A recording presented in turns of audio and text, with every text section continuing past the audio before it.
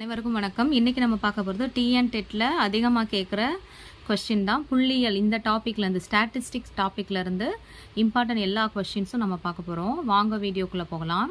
First question பாருங்கள். So first question பார்க்கலாம். 8ஆம் வகுப்பில் உள்ள 15 மாணவர்களின் வயது கொடுத்துருக்காங்க எனில் அம்மாணவர்களின் சராசரி வயதை கண்டறியவும் கேட்டிருக்காங்க. சராசரிக்குரிய ஃபார்முலா என்னன்னா கூடுதல் டிவைடட் பை எண்ணிக்கை. அதாவது இது எல்லா நம்பரையும் ஆட் பண்ணிவிட்டு இங்கே இருக்க எல்லா நம்பர்ஸையுமே ஃபஸ்ட்டு ஆட் பண்ணிடணும். ஆட் பண்ணிவிட்டு எத்தனை இருக்குன்னு கவுண்ட் பண்ணி போடணும். அதால் டிவைட் பண்ணிடணும். ஓகேங்களா? ஸோ எண்ணிக்கை வந்து டோட்டலாக 1 2 3 4 5 6 7 8 9 10 11 12 13 14 15. ஸோ எண்ணிக்கை வந்து 15 இருக்குது. கூடுதல் பார்த்திங்கன்னா இது எல்லாத்தையும் ஆட் பண்ணோம்னா 13 + 12 + 13 + 14 + 12 + 13 + 13 14 12 13 + 14 + 13 + 12 + 14 எல்லாத்தையும் ஆட் பண்ணோம்னா நம்மளுக்கு 195 கிடைக்கும். இந்த 195ஆல் எத்தனை நம்பர்ஸ் இருக்கோ அதால் டிவைட் பண்ணி போட்டோம்னா ஆன்சர் கிடச்சிரும். ஸோ சராசரிக்குரிய ஃபார்முலா பார்த்துக்காங்க. கூடுதல் பை எண்ணிக்கை. ஸோ 195 15th டேபிளில் போட்டோம்னா 115 is 15. இங்கே பாருங்கள், 115 is 15. ரிமைனிங் வந்து எத்தனை இருக்கும்? 45 இருக்கும். 3 15s are 45. ஸோ ஆன்சர் வந்து 13. இதே நெக்ஸ்ட் கொஸ்டின் பாருங்கள். அறிவியல் தேர்வில் 14 மாணவர்களின் மதிப்பெண்கள் கொடுத்துருக்காங்க. 50 மதிப்பெண்களுக்கு கீழே கொடுக்கப்பட்டுள்ளன. 50க்கு 14 மாணவர்களோட மார்க் கொடுத்துருக்காங்க. 34 23 10 45 44 47 35 37 41 30 28 32 45 39. தென் என்னென்ன கேட்டிருக்காங்கன்னு பாருங்க. சராசரி மதிப்பெண்களை காண்கன்னு கேட்டிருக்காங்க. சராசரிக்குரிய ஃபார்முலா இது எல்லாத்தையுமே ஆட் பண்ணிட்டு 14 நம்பர்ஸ் எத்தனை 14ஆல் டிவைட் பண்ணி போட்டுறணும். ஓகேங்களா? அதிகபட்ச மதிப்பெண்கள்னு கேட்டிங்கன்னா இதில் ஹையஸ்ட் மார்க் எதுன்னு பார்க்கணும். ஸோ 47 வந்து ஹையஸ்ட் மார்க். ஓகேங்களா? குறைந்தபட்ச மதிப்பெண்ணா இது எல்லாத்தையுமே செக் பண்ணி பார்க்கும்போது 10 இதை எடுத்து எழுதணும். ஓகேங்களா? ஸோ கூடுதல் சராசரி பாருங்கள். இது எல்லாத்தையும் ஆட் பண்ணும்போது நம்மளுக்கு ஃபஸ்ட்டு 2 டேபிளில் போட்டுக்கலாம். 2 டேபிள்னா 2 2s are 4. ரிமைனிங் வந்து 9, வெறும் 9 இருக்கும். 9ல் 4 2s are 8. ரிமைனிங் 45 வரும். அகைன் ஸோ 7ஆல் டிவைட் பண்ணோம்னா 3 7s are 21. ரிமைனிங் வந்து 3 இருக்கும். So 5 7s are 35. So answer வந்து 35. ஓகேங்களா? நல்லா பார்த்துக்கோங்க. ரொம்ப இம்பார்ட்டன்ட். சராசரி மதிப்பெண் காண்க. கொஸ்டின் எப்பயுமே மேத்ஸ் இப்படி படிக்கும்போது நம்ம என்ன பண்ணிடணும்னா ஃபார்முலாஸ் அப்பப்போ எழுதிடணும். ஓகேங்களா?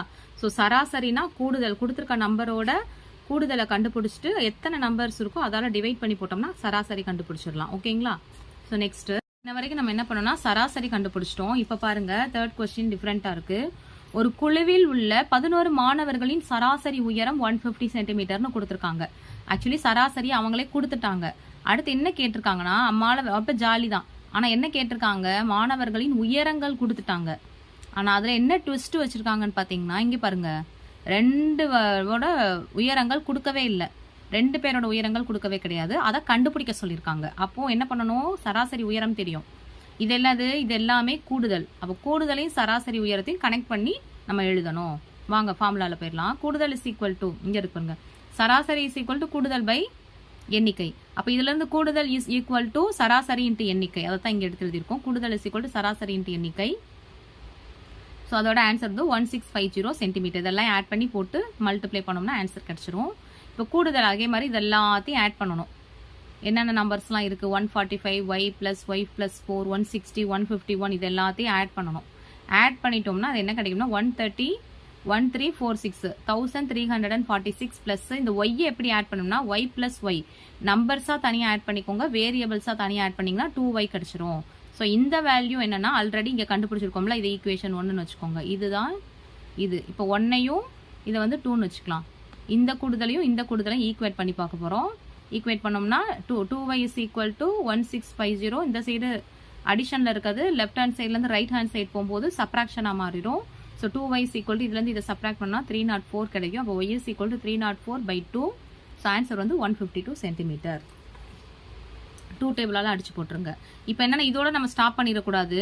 y வந்து 152, y + 4ன்றது என்னன்னு பார்க்கணும். இது கூட ஆட் பண்ணணும். 4 வந்து ஆட் பண்ணோம்னா ஆன்சர் கிடைச்சிரும். So 152 first answer. 156 இதை ஆட் பண்ணிடும், 4 வந்து கூட்டியிருக்கோம், கூட்டின ஆன்சர். நெக்ஸ்ட் கொஸ்டின் பாருங்க. ஒரு கிரிக்கெட் அணி கடைசி 10 போட்டிகளில் பெற்ற ஓட்டங்களின் சராசரி. அதே கொஸ்டின் தான் பாருங்க. சராசரி கொடுத்துட்டாங்க, அதோட ஓட்டங்கள் கொடுத்துருக்காங்க, என்னென்ன ஓட்டங்கள்னு கொடுத்துருக்காங்க. நடுவில் எக்ஸ்ன்னு ஒரு ட்விஸ்ட் வச்சிருக்காங்க. அப்போ நம்ம என்ன பண்ணணும்னா 4வது போட்டியில் இருக்க அந்த எக்ஸை கண்டுபிடிக்கணும். சேம் திங் தான். 10க்குரிய சராசரி இன்ட்டு 10 போட்டோம்னா நம்மளுக்கு கூடுதல் கிடைச்சிரும். இது எல்லாத்தையும் ஆட் பண்ணோம்னா கூடுதல் கிடைச்சிரும். இந்த கூடுதலையும் கம்பேர் பண்ணுங்க. கம்பேர் பண்ணிட்டு எக்ஸை கண்டுபிடிக்கலாம். இது எல்லாத்தையும் ஆட் பண்ணோம்னா நம்மளுக்கு என்ன கிடைக்கும்னா 2520 கிடைக்கும். அது கொடுத்து பிளஸ் எக்ஸ் ஈக்குவல் டு 2760. இப்போ எக்ஸ் இஸ் ஈக்குவல் டு இங்கிட்டு இருக்க 2520 இந்த சைடு போயிடுச்சுன்னா 2760 மைனஸ் 2520. இதை சப்ராக்ட் பண்ணும்போது நம்மளுக்கு கிடைக்கிற ஆன்சர் 240. ஸோ இதுக்கான கரெக்டான ஆன்சர் 240. ஓகே, நம்ம நெக்ஸ்ட் கொஸ்டின் போகலாம். ஸோ அப்போ நெக்ஸ்ட் ஃபார்முலா என்னன்னு பாருங்க. சராசரினா கூடுதல் பை எண்ணிக்கை. அடுத்து இதில் கூடுதல் கேட்பாங்க. அப்போ கூடுதல் இஸ் ஈக்குவல் டு சராசரி இன்ட்டு எண்ணிக்கை.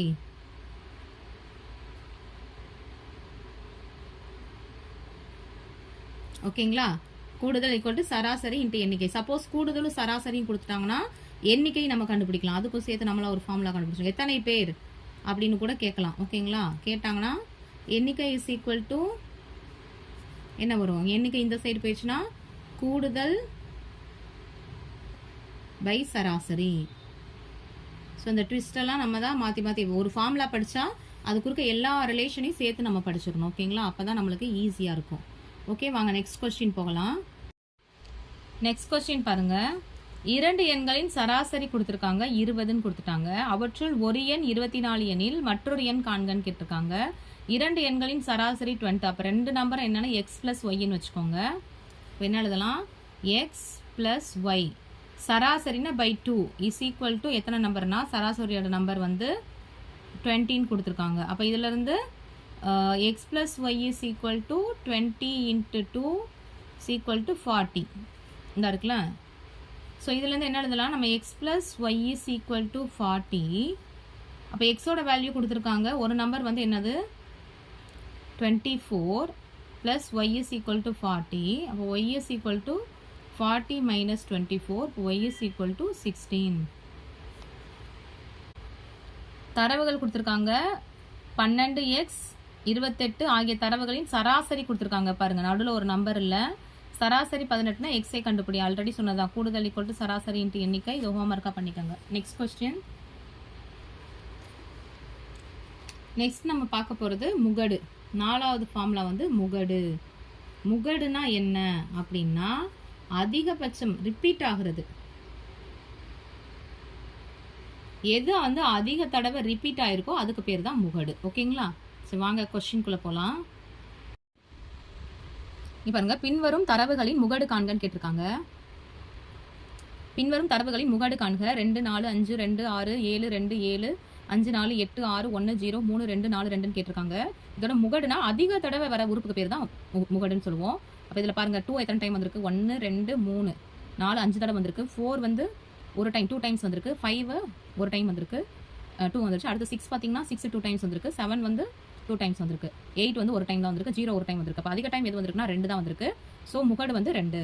இங்கே பாருங்க, ஒரு கபடி அணி 20 பந்தயங்களில் எடுத்த புள்ளிகள் பின்வருமாறு கொடுக்கப்பட்டுள்ளது. 36 35 27 28 29 31 32 31 38 இந்த மாதிரி நம்பர்ஸ் எல்லாம் கொடுத்துருக்காங்க. அந்த அணி எடுத்த புள்ளிகளின் முகடு காண்கன்னு கேட்டிருக்காங்க. அது எடுத்ததுமே நம்ம முகடுனமே சராசரி போடணுன்ற மைண்ட் செட் தான் வரும். சராசரி கிடையாது. முகடுனா அதிகமான நம்பர்ஸ் எதில் வந்திருக்கு, அதுதான் அதிக டைம் எத்தனை தடவை வந்திருக்குன்னு பார்க்கணும். 36 பார்த்தீங்கன்னா இல்லை, ஒரு டைம் கூட வரல. 35 பார்த்தீங்கன்னா இங்கே ஒரு டைம் வந்திருக்கு, ஒரு டைம் தான் வந்திருக்கு. 27 பாருங்க, 27 ரிப்பீட் ஆகல. 28 ரிப்பீட் ஆகல. 29 பார்த்தீங்கன்னா 29 2 டைம்ஸ் ரிப்பீட் ஆயிருக்கு.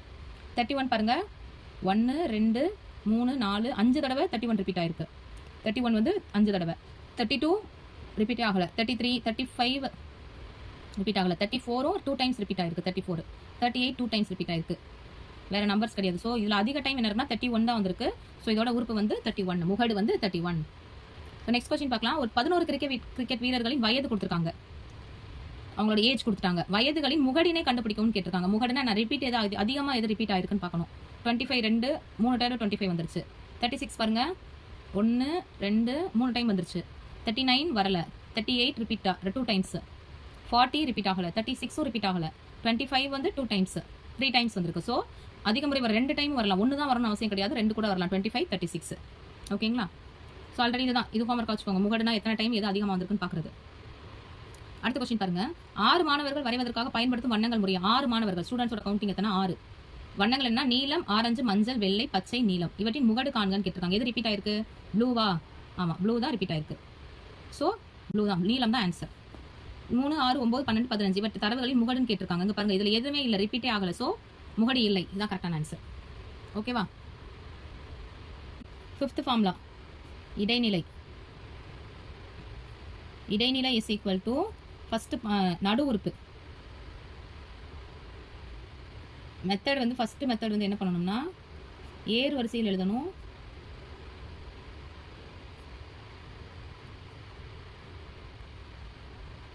நெக்ஸ்ட் நடு உறுப்பு, சென்டர் உறுப்பு எடுத்து எழுதணும்னா அதுதான் இடைநிலை. ஓகேங்களா? சரி வாங்க இதை ஃபார்முலா. கொடுக்கப்பட்ட தரவின் இடைநிலையை கண்டறியவும் கேட்டிருக்காங்க. 35 25 34 36 45 18 28 கொடுத்துருக்காங்க. ஃபர்ஸ்ட் ஏறு வயசுல எழுதணும். ஏறு வரிசைனா சின்ன நம்பர் டு பெரிய நம்பர், ஸ்மால்ல இருந்து பிக், ஸ்மாலர் நம்பர்ல இருந்து பிக்கர் நம்பருக்கு எழுதணும். ஓகேங்களா? ஸ்மாலர் நம்பர் என்னது? 18 18 25 28 34 35 36 37. ஃபர்ஸ்ட் இதை கவுண்ட் பண்ணணும். 1 2 3 4 5 6 7 7 இருக்கு. அப்போ 7ல் சென்டர்னா என்ன வரும்? 4வது உறுப்பு. அப்போ 34 தான் கரெக்டான ஆன்சர். இடைநிலைனா சென்டர் எடுத்ததுமே சென்டர் எடுத்து எழுதக்கூடாது. ஏறு வயசுல எழுதிட்டு தான் சென்டர் எடுத்து எழுதணும். ஓகேங்களா? இருசக்கர வாகனம் விற்பனை செய்யும் கடைப்படையா இருந்துச்சுன்னா சென்டர் பாயிண்ட் நடு மதிப்பு, நடு உறுப்பு தான் முகடு. சப்போஸ் n வந்து ஈவன் நம்பர்ஸ் வந்து இரட்டைப்படையா இருந்துச்சுன்னா, எண்ணிக்கை இரட்டைப்படையா இருந்துச்சுன்னா அதுக்குரிய ஃபார்முலா என்னன்னா சென்டர் பாயிண்ட் வந்து நடு உறுப்பு 2 வரும். நடு உறுப்பு சென்டர் நடு உறுப்பை கூட்டிட்டு 2ஆல டிவைட் பண்ணிடணும். ஓகேங்களா? 2 நடு உறுப்பு வரும். இதில் நடு உறுப்புகள் 2 வரும். 2ஐயும் அந்த சென்டர் 2ஐயும் கூட்டிட்டு 2ஆல டிவைட் பண்ணிடணும். இது பாருங்க, இங்கே n வந்து 14. எனவே நடு உறுப்பு என்னென்ன இருக்குன்னா 7,7 இருக்கு. இதோட இடைநிலை 7 + 7 டிவைடட் பை 2 14/2. ஆன்சர் வந்து 7. ஓகேங்களா? இது பாருங்க. நெக்ஸ்ட் கொஸ்டின் 10 மதிப்பெண்கள் கொடுத்துருக்காங்க. 10ன்ற போது இது வந்து n வந்து ஈவன் ஆயிருச்சு. இதோட இடைநிலை கண்டுபிடிக்க சொல்லியிருக்காங்க. ஃபர்ஸ்ட் ஏறு வரிசையில் எழுதணும். மேற்கண்ட தரவுகளில் மற்றொரு மதிப்பு 35 சேர்க்கப்பட்டால், அப்போ இது கூட என்ன பண்ணா 35 சேர்க்கப்படணும். புதிய இடைநிலை அளவு என்னவாக இருக்கும்னு கேட்டிருக்காங்க. பாருங்க, இது இன்கேஸ் 10ன்னு கொடுத்தாங்கன்னா இதை ஃபர்ஸ்ட் ஏறு வரிசையில் எழுதி வச்சுட்டு இந்த சென்டர் பாயிண்ட்டை 2ஆல கூட்டிடணும். கூட்டி 2ஆல டிவைட் பண்ணோம்னா அதுதான் வந்து இடைநிலை. ஓகேங்களா? இதே வந்து 35 சேர்த்ததுக்கப்புறம் என்ன ஆயிரும்னா இந்த மதிப்போட எண்ணிக்கை வந்து 11 ஆயிரும். ஏறு வரிசையில் எழுதும்போது இதை 11னா 6வது உறுப்பு 1 2 3 4 5 6வது உறுப்பு தான் நடு உறுப்பாக மாறிடும். ஓகேங்களா? இது கன்ஃபியூஸ் ஆயிடாதீங்க. 10 இருக்கும்போது சென்டர் பாயிண்ட் வந்து 2ஐ ஆட் பண்ணி 2ஆல் டிவைட் பண்ணோம்னா 37.5 வரும். இதே ஒரு உறுப்பை ஆட் பண்ணதுமே நம்மளுக்கு 11 ஆயிரும், ஆட் நம்பர் ஆயிரும். அப்போ சென்டர் பாயிண்ட் வந்து நடுவில் என்ன இருக்கோ அதுதான் வந்து நடு உறுப்பு. ஓகே, அடுத்து A 2A 4A 6A 9Aன்னு கொடுத்துருக்காங்க. இதோட இடைநிலை 8 என்றால் ஏயின் மதிப்பு காண்க. இது ரொம்ப ஈஸி. இது பார்க்க தான் பெருசாக தெரியும். ரொம்ப பாருங்க, ஃபர்ஸ்ட் ஈஸி. எடுத்தமே என்ன பண்ணணும்? இடைநிலைனா ஏறு வரிசை எழுதணும். ஏறு வரிசையில் 1 2 3 4 5 5 நம்பர் இருக்கு. ஏறு வரிசையில் எழுதணும். 5ல் இடைநிலை வந்து இந்த சென்டர் மதிப்பு தான் இடைநிலை. அப்போ 4A is equal to 8. 4A தான் நடு உறுப்பு, அதாவது இடைநிலை. இடைநிலையோட வேல்யூ கொடுத்துட்டாங்க, கிவன்ல 8. அப்போ 4A is equal to 8, A is equal to 8/4 equal to 2. ஓகேங்களா? நெக்ஸ்ட் கொஸ்டின் போலாம்.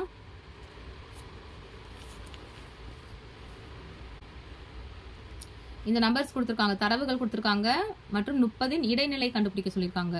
அப்போ அவ்வளோதான். ஏறு வரிசையில் எழுதணும். நம்பர் 6ஆக இருக்குது. அப்போ இதோட இது 2 இந்த 2 தான் இடைநிலையில் வரும். இது 2ஐ கூட்டி 2ஆல் டிவைட் பண்ணோம்னா நம்மளுக்கு ஆன்சர் கிடச்சிரும். 64/2 இஸ் ஈக்குவல் டு 32. அடுத்து பாருங்க, முதல் ஒற்றைப்படை இயல் எண்களின் இடைநிலை அளவுன்னு கேட்டிருக்காங்க. முதல் 6 ஒற்றைப்படை இயல் எண்களின் இடைநிலை. 6 ஒற்றைப்படைனா என்ன வரும்? 1 3 5 7 9 11.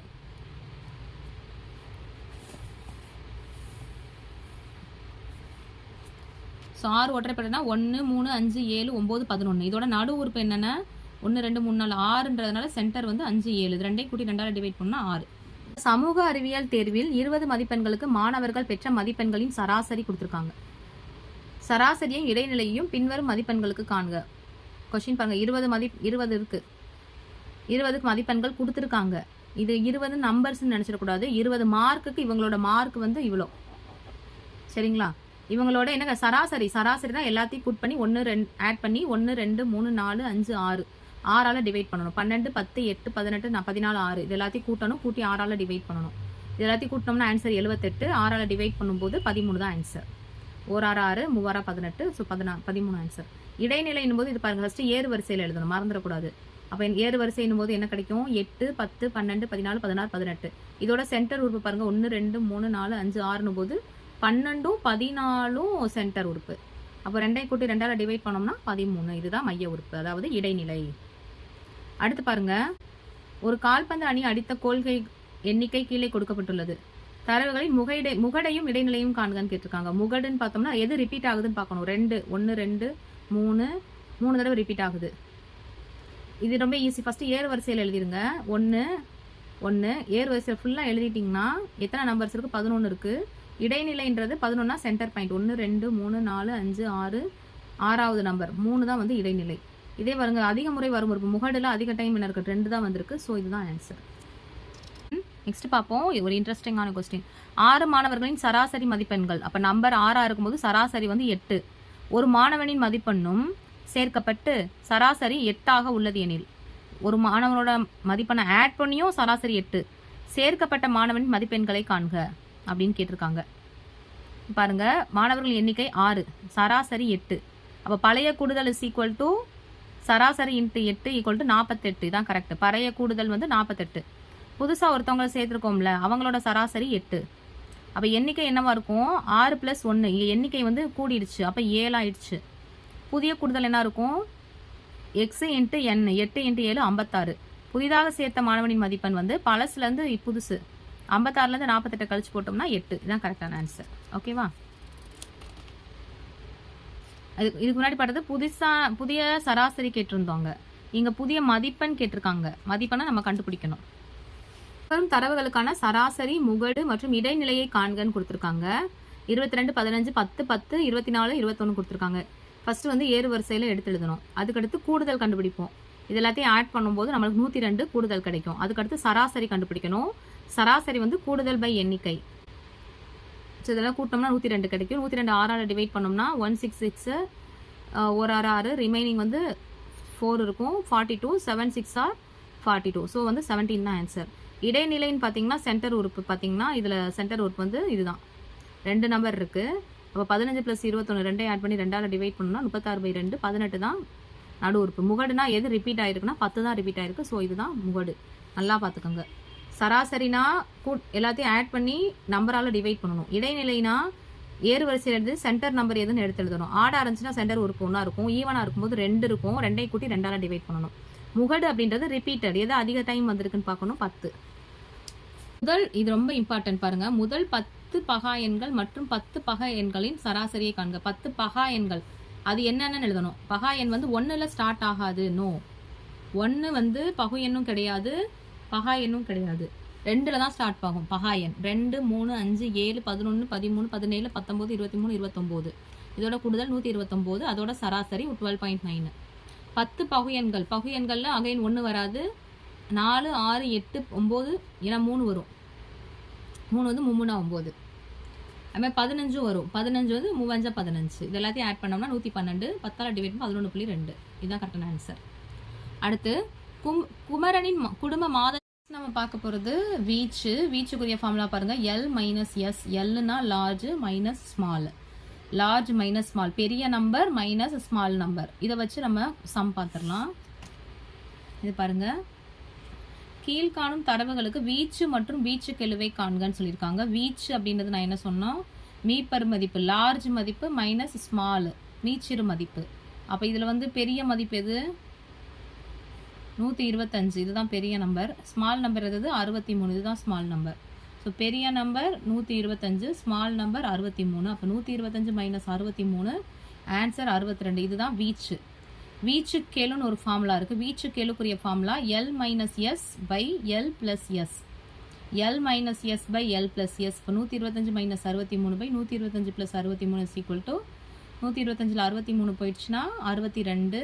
இது ரெண்டையும் ஆட் பண்ணால் 188 கிடைக்கும். இதை டிவைட் பண்ணும்போது நம்மளுக்கு ஆன்சர் 0.329. இதுதான் கரெக்டான ஆன்சர். ஓகேங்களா? அடுத்து பாருங்கள், ஒரு தரவு வீச்சு மற்றும் மிகச்சிறிய மதிப்பு ஆகியன முறையே. மிகச்சிறிய மதிப்பு ஸ்மால் நம்பர் கொடுத்துட்டாங்க, தரவு வீச்சு கொடுத்துருக்காங்க 36.8. இது வீச்சு, இது வந்து ஸ்மால் நம்பர், இது வீச்சு. மிகப்பெரிய மதிப்பை காண்கன்னு கேட்டிருக்காங்க. வீச்சுக்குரிய formula L minus S is equal to வீச்சு. இதுலேருந்து எல் லார்ஜ் நம்பர் வச்சுக்கலாம், ஸ்மால் நம்பரை சப்ஸ்டியூட் பண்ணிடலாம். Equal to 36.8. மீப்பெரும் மதிப்பு வந்து L minus 36.8 plus 13.4 equal to 50.2. இந்த ஆட் பண்ணோம்னா நம்மளுக்கு கிடைக்கிற ஆன்சர் 50.2. ஓகேங்களா?